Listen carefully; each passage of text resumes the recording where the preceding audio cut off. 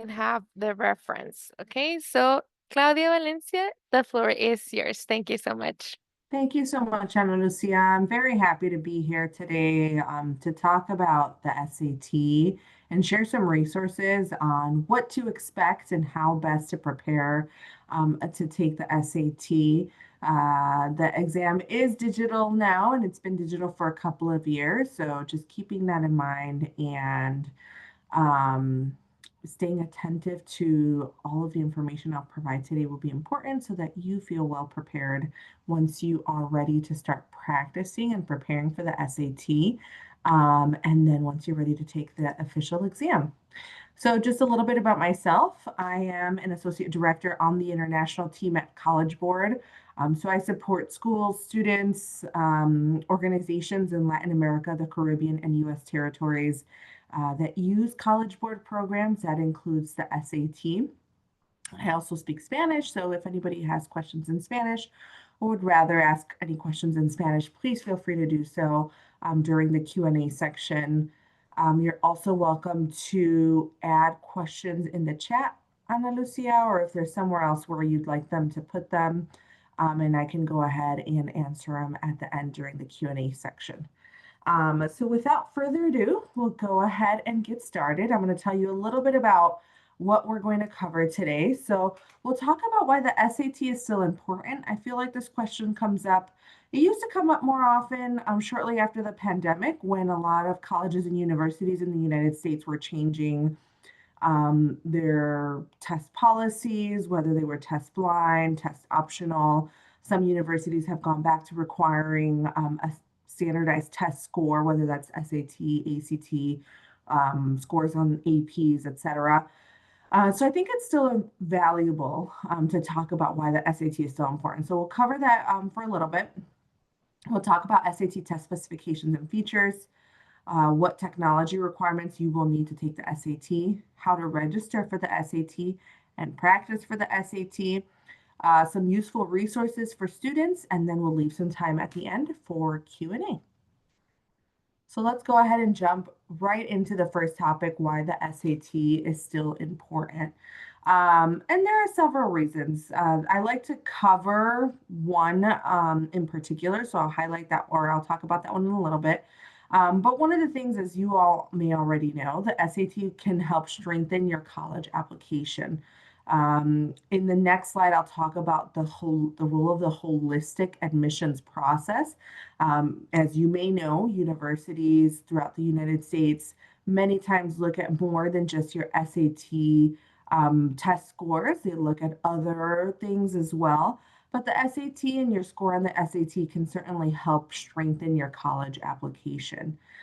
More importantly, specifically when I talk to students outside the US, because many of you come from a variety of schools where admissions officers may not be aware of how your school grades, the type of courses that your school offers, how rigorous those courses are, how many students are challenging themselves at your school, etc.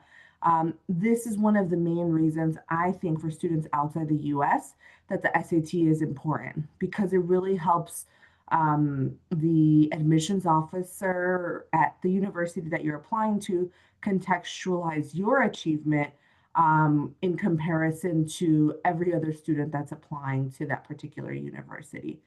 So just something important to keep in mind as you maybe consider taking the SAT.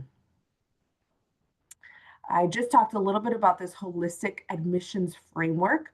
And that just means that universities, specifically throughout the United States, will look at a variety of factors when considering you for admission to that university. And I highlight this because I like to give context and give you an idea of where the SAT or standardized test scores fall into this holistic admissions framework. So when a university or an admissions officer is looking at academic accomplishments, your academic accomplishments in particular, they look at your grades in high school. They look at standardized test scores such as the SAT, English proficiency scores, and then class rank. They also take into consideration other things like curricular rigor. I was saying, it depends what type of courses your high school offered. what type of advanced coursework your high school offered. We give an example such as AP because those are courses that College Board can make available to schools. And then achievements of your peers. What are your peers succeeding in? How are they challenging themselves, etc. They may also look at things like environmental context, so your family socioeconomic status, your school profile, and then personal qualities that may come out on things like a personal statement, a letter of recommendation, extracurricular activities, and if the university offers an interview, that might be another thing that they take into consideration. But these are just a couple of things that make up this holistic admissions framework, and the SAT falls under the academic accomplishment part. It's important to keep in mind that universities worldwide see the SAT as a global credential. I know that through Education USA, you're likely applying to colleges and universities in the United States.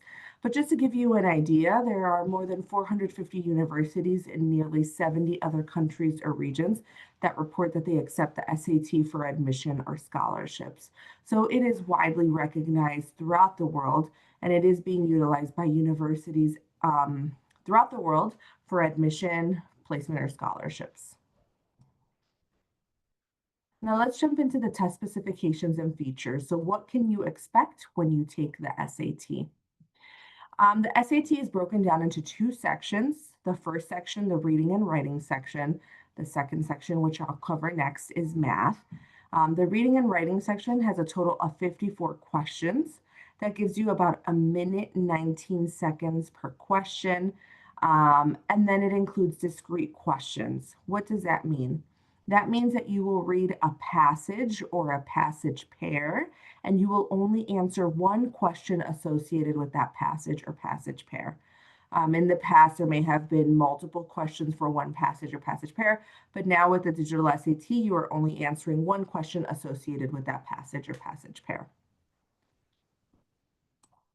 You get a 10-minute break between section 1 and section 2, and then you jump to the math section. I'll talk a little bit more about this next, but there are 2 modules in each section, and I'll talk a little bit about what that means shortly, but let's focus on the math section first. So in the math section, there are 44 total questions. You can use a calculator throughout the entire math section. There is a built-in calculator in the in Bluebook when you take the application. Bluebook is the application where you will take the SAT. So you can use a calculator that is built into the system as well. You get 70 total minutes for the math section. That gives you about a minute 59 seconds per question. And it includes discrete questions. So we said discrete questions means that you will read a passage, answer one question related to the passage. You will have some 4-option multiple choice questions and then student produced responses. And again, there will be 2 modules within the math section.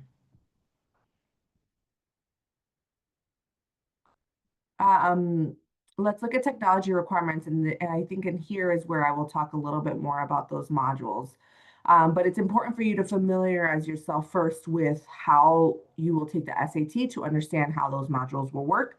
Bluebook is the application that you will download on your personal device. So you will use your own laptop, a tablet to take the SAT. You will want to download the Bluebook application. It is free. The only thing you will need is a College Board student account to enter the Bluebook application. That's what it'll look like, as you can see on the screen. That's what it'll look like when you want to enter the Bluebook application. You'll just need to enter your College Board student account and your password, and then you will go right into the Bluebook application. There is no more paper pencil option. You will take the SAT fully digitally on your personal device. We also have a device lending program, which I'll talk about a little bit later.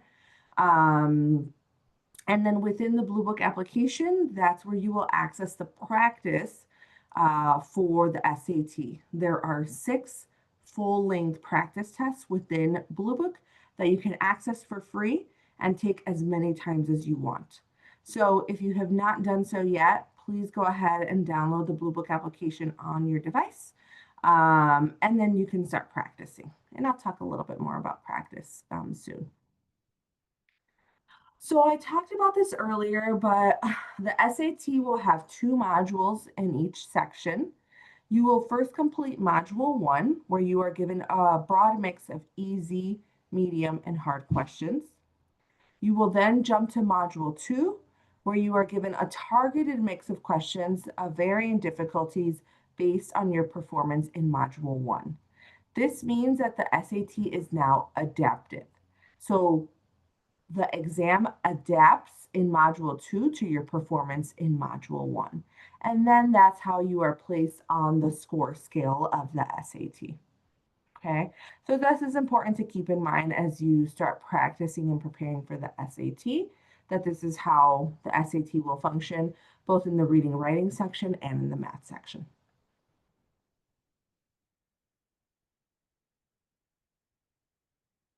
What are the device requirements to keep in mind? So you will be able to use a laptop, a tablet, a school managed device. You can ignore that, and I should cross that out at this point. This is for schools in the US that typically offer the SAT during the school day. That is not an option for schools outside the US, so you will likely use a laptop or a tablet. Your device should be able to hold a charge for 3 hours. So the day before, the evening before you take the SAT, you should definitely charge your device. Come to the SAT test center with your device fully charged. You can bring your charger, but just keep in mind, if there are 30 students in the class, there will not be 30 outlets. We ask the test centers to have extension cords in case you need to connect your device. So always come prepared with your charger, but the best thing to come prepared with is your device already being charged. And then your device must also be able to connect to Wi-Fi. The test center will provide you Wi-Fi login details, so they will provide Wi-Fi to you. You just need to ensure that your device can connect to Wi-Fi. There are some specifications to downloading Bluebook and ensuring that Bluebook is properly installed on your device. It is very important that you look those up, and I would just look up like guidance on downloading Bluebook. I can always send Ana Lucia the link as well, because what can happen is if you don't have the proper space within your device to download Bluebook, and then you go and take the test, there can be issues. For example, if you do no longer have the space in your device for you to be able to take the exam fully. So ensuring that your device is adequate to download Bluebook and for you to be able to take the exam fully is very important so that you do not run into any issues come exam day. I've heard of it happening, and I would hate for that to happen to one of you all. So just ensuring that you review all of the guidance necessary for you to download Bluebook on your application will be important.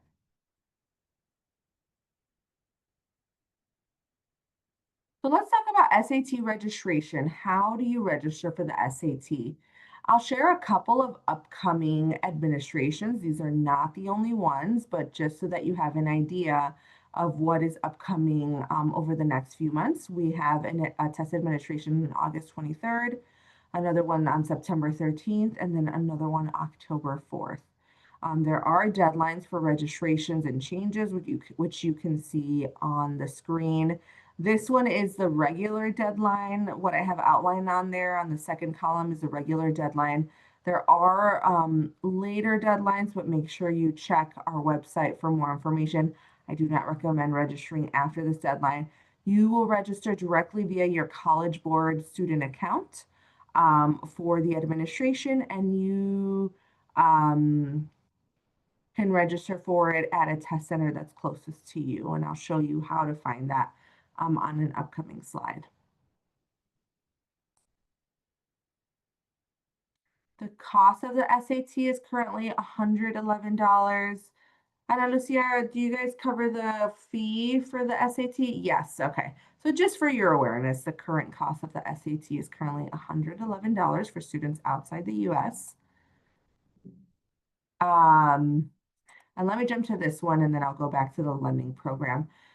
If you're unsure of where you're going to take the SAT, although I'm sure Ana Lucia and the EduSA team are helping you identify this as well, we do have an SAT Test Center search.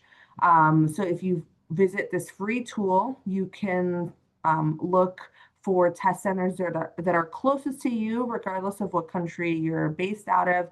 So you will just put outside the United States, put the country that you're in, so Mexico, and then it'll show you all of the test centers that are available to you. So feel free to utilize this SAT Test Center search to see what test centers are available for any upcoming administrations and if they have seats available. So let me go back to this SAT device lending program. So College Board continues to have this awesome resource that's available to students that are unable to get a device to take the SAT. So we realize that there are some students that may not be able to get a device, that don't have their own personal device, or that are unable to get a device from a friend or a family member. We will lend a device to the student if you request it with enough time for College Board to coordinate the device being sent directly to the test center and for it to be there the day that you take the exam. So as long as you register for the SAT 30 days before the test date, when you go through the registration process, you will answer a set of questions. It'll ask you, do you have a device? Can you get one from a family member? Can you get one from a friend? You answer no to those questions. It'll then guide you to the process of requesting a loaner device. As I said, the loaner device will not be sent directly to you. It'll be sent to the test center where you will take the test. I just recommend arriving a little bit earlier the day of your SAT so that you are prepared to do all of the setup. And there's a bit of setup that students can complete if they have their own device ahead of time, but you can complete the setup the morning of your SAT. So if you have a device, but you know of any friends that are interested in taking the SAT but don't have a device to use themselves, you can always recommend to them that they can also take advantage of this free device lending program. We do not charge anything. This will be free. It's a free service that College Board offers. All right, so we talked about this. Now let's go ahead and focus a little bit on SAT practice and what resources are available to you. So we believe that all students should be prepared to take the SAT. And there are multiple resources that are available to you so that you feel like you are well prepared and have allowed yourself and given yourself the opportunity to focus on those areas where you need the most support in. For that reason, we have developed resources within the Blue Book testing app, and then with our official SAT prep partner, Khan Academy, to ensure that you have all of the resources available to practice for the SAT. And I'll go ahead and jump into what those resources look like. So what's the best way for you to prepare for the digital SAT? I talked to you about Blue Book. Downloading Blue Book will be the first thing that you'll want to do if you have not done so already. Creating a College Board account so that you can enter Blue Book will be another thing that you'll want to do. And then you'll also want to view the test preview within Blue Book. And then once you are ready, take one of the full-length practice tests. Okay, there are 6 full-length practice tests that you can take as many times as you'd like within Blue Book. So taking the full-length practice test will be your best option at seeing where you are strong in certain skills and where you may need a little bit more support. Once you take one of those full-length practice tests, get your score report because it will give you a practice test score report. You will then be able to identify those areas that you need to work on a bit more, and then jump to Khan Academy to focus on those particular areas. Khan Academy has a lot of resources like videos, articles, worked examples, and other resources to help you focus on the specific skills that you need to develop further. So we have what's called a digital SAT practice ecosystem. So how you should follow or what steps you should follow to ensure that you are covering all of your bases to practice for the SAT. I talked about the 6 full-length digital SAT practice exams in Blue Book. We also have 4 full-length linear non-adaptive practice exams available for download. So in Blue Book, the practice tests are essentially identical, obviously different questions, but they will work exactly like the SAT will in terms of it being adaptive. If you remember, I said the SAT, each section will have 2 modules. You'll have module 1 where you will answer the questions, and then the second module will adapt based on your score, your answers to the first module. That is how the practice test will work as well. But then you also have those 4 full-length linear non-adaptive practice exams, which you can download for additional practice if you want that additional practice. Again, you can take the practice test as many times as you want. You can see in the middle of your screen that it'll give you an SAT practice test score card, for example. It'll tell you your total score, your reading and writing score, your math score. It'll show you the questions that you answered, show you what is the correct answer. So you can view everything that you did on the practice test so that you can identify those areas where maybe you need a little bit more support in. And then again, Khan Academy, you can jump to Khan Academy to focus on those skills that you need to develop further. This is a screenshot of what it'll look like when you enter the Blue Book application. When you have registered for a test, right under your test, it'll show you details about the test that you have registered for. If you have not registered for a test, it'll show that you have no upcoming tests. Right underneath that, practice and prepare, you will have these 3 or 2 parts that you can click on: a test preview and then the full-length practice test. If you are downloading Blue Book for the very first time, I highly recommend going through that test preview for the first time. You're not committing to a full-length practice test. The test preview is exactly what it means. It's a preview of what you can expect to see in the reading and writing section and the math section of the SAT. It'll go through like 8 questions of the reading and writing section, another 8 questions of the math section. You will see all of the features that you can use within each section. So if you have not done so yet and you have not entered Blue Book, you'll download Blue Book, you'll go to this home page, go ahead and click test preview. You don't even have to answer those questions right. You can answer them however you want just to get a feel for what it will look like.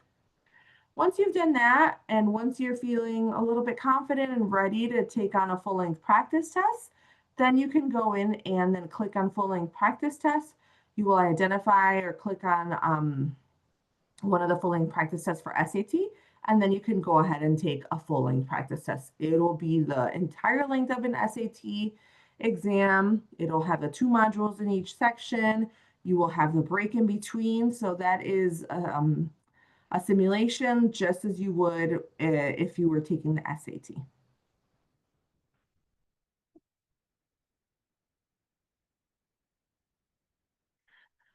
As I said, you will have the opportunity to view your practice test scores and then review those questions, which I think is super helpful as you begin to identify what questions in each section you are correct, which ones were wrong, why, and then identify maybe what skills you need to practice a bit more. You can jump directly from your SAT practice test in Blue Book to Khan Academy, which is super helpful.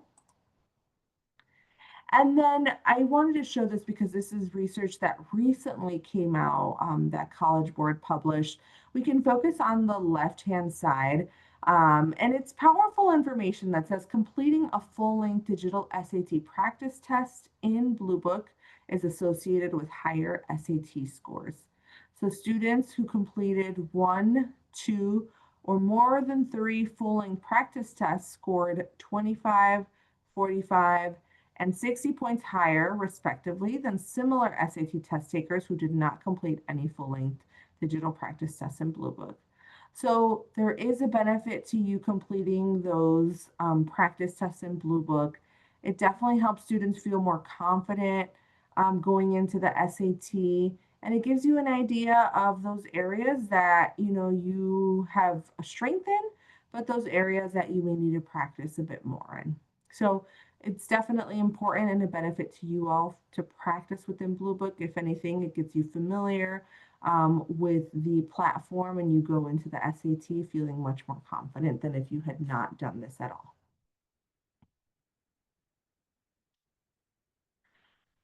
An additional resource that you can utilize is this SAT Prep on Khan Academy, and it's specifically a mastery-based course. So it'll focus on allowing you to develop those skills that are tested on the digital SAT. One of the cool things about this mastery-based course is that you can work with a tutor, a teacher, or anyone supporting you on your SAT practice journey because they can also view where you are in this practice, assign you specific content, and then view skill level reporting and insights to help students build the skills for the test day. So this is a free mastery-based course within Khan Academy to prep for the SAT. So how does it work? It helps build specific skills in both reading and writing and math. So there are 11 skills that they've identified in reading and writing and 37 skills in math that you will work on. During this mastery-based course, you will work through different levels to hopefully achieve the mastered level. And just to give you an idea, when you are at the attempted level, it just means that you got fewer than 70% of the questions correct on a specific exercise. When you jump to the familiar level, it shows that you completed an exercise with 70 to 99% of the questions correct. When you are proficient, it shows you that you got 100% of the questions correct on an exercise. And then mastered, it shows that students were already at the proficient mastery level and correctly answered a question on a unit test, course challenge, or mastery challenge. And the only way to achieve this mastery level is by demonstrating understanding of a skill in the context of other skills or mixed skills practice. So you jump through these levels in order to improve those skills that you need to develop further. And how does this master or this course, this free course, do that? It'll do so by giving you lessons. It can give you lessons to develop mastery on each skill. So for example, this specific lesson focuses on quadratic graphs. We know that you may be learning this in school, but also the teacher only focuses on many of these skills and areas and content areas for the period that you're in the class, right? So this is just an additional way to focus on these content areas and practice further. So it gives you these lessons that you can focus on. You can also watch videos of worked examples, which I find super helpful. I know that you also don't have your teacher there available 24/7 or a tutor. So this video can help walk you through how to solve a problem, which is incredible, I think. It'll give you practice problems as well to hone on skills. So sometimes students are like, I took all the 6 full-length practice tests. I need more practice problems. You will find those in this mastery-based course. It'll also provide hints and explanations to deepen your understanding. And then you can monitor your own progress. So you can see where you are developing those skills and leveling up. It shows you where you are mastered, proficient, familiar, which ones you've attempted or not started. This is also something that's available to your teacher or a tutor if they want to work with you to complete this practice. So a very useful resource to monitor your progress and identify and continue to work on those areas to hopefully reach the proficient and master level.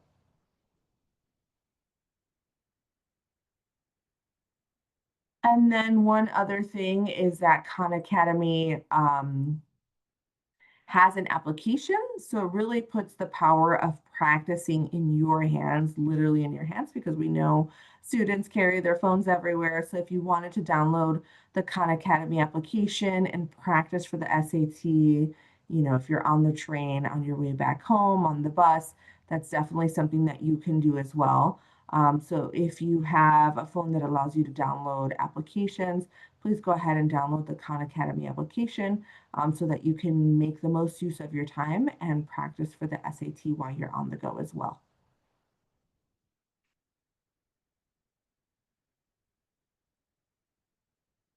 All right. So I got through everything I wanted to cover. So at this point, I can stop sharing. And then if anybody has any questions, I'm happy to take those now.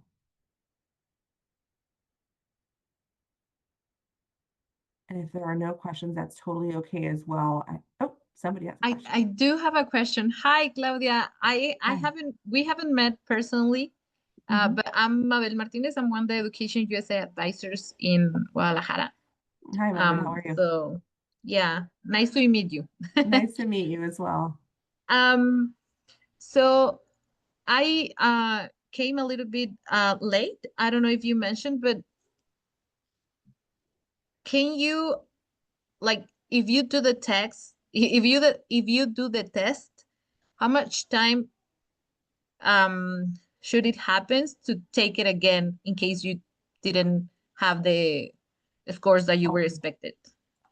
Okay, so if you took like an official test at a test center within the official administration, after how much time would I recommend a student take? We don't have an official recommendation from College Board. I think what I would recommend is really, the student takes the SAT. Maybe the score is not what they were expecting, but at least it gives the student an idea of where they are, even after hopefully practicing already through Blue Book. So what I would recommend is if you take the SAT, your score is not what you hope for, give yourself some time to practice a bit more, whether that means, another month, two, depending on how much time, right? Because it also depends on when the student is taking the SAT, when test scores need to be submitted for admission. But if you have enough time to give yourself time, a month or two to focus on additional practice, I would do that before registering for the SAT again and taking the SAT. It's also important to keep in mind that I believe from December, after like a December administration, we don't have another one until March. So keeping that in mind is also important as students maybe consider, the situation that maybe they didn't get the score that they liked, but they do want to register for the next upcoming administration. So just a couple of things to keep in mind if that occurs. Thank you very much for that, Claudia. And guys, for you opportunity funds, no, please just take the opportunity to take the test, prepare well, and do a really good test. This is just like a general question from other of my advisees, and I just wanted to make sure to address that question here. Because they think sometimes it works like TOEFL or GRE, that you have to wait like 1 month to schedule like another exam to take it. Like that's a requirement of like you can't schedule it on. Yes. Okay, got it. No, the student can register for the next upcoming administration. We don't really have restrictions. The student wanted to take it as many times as possible, whenever it's offered, that's totally fine, but that's never what we recommend. Like taking it over and over again is not going to get you the score that you want. Students really have to dedicate the time to practicing and building that muscle memory and being in that environment so that you get better results.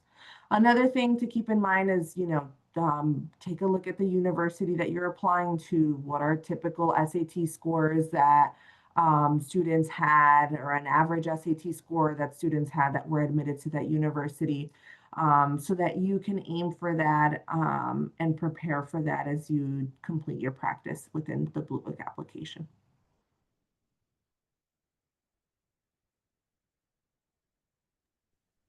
Sounds good. Thank you. Of course, yeah. Any other questions?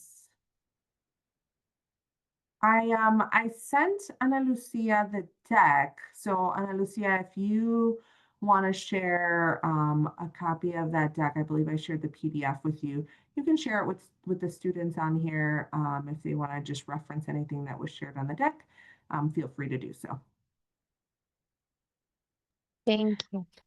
Sounds great. And if any issues come up, because you never know what might happen during ed administration, or if any students on here particularly come across any issues either during ed administration, during registration, you can always reach out directly to College Board to help support you through whatever issue you may be experiencing. Or Ana Lucia, Mabel, you can always reach out to our team, the international team at College Board. If I'm not available, I will be on maternity leave soon. So if I'm not available, you can always reach out to our team. You can send me an email. There will be a form on there that you can complete to get additional support. So I know sometimes students run into unique cases that they weren't expecting. So you can always reach out to us for additional support. We really appreciate it. All All right. right. Well, great. I hope the information I shared was helpful.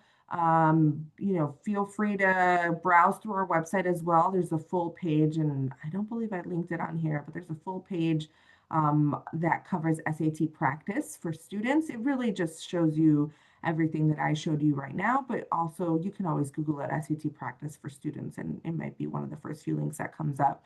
But yeah, I wish you all the best. I hope that you will consider taking the SAT and that you will do your proper research so that you feel prepared and you know what you need for the universities that you're applying to. And yeah, just keep in mind that practicing will definitely help you achieve the score, hopefully get to the score that you're looking for.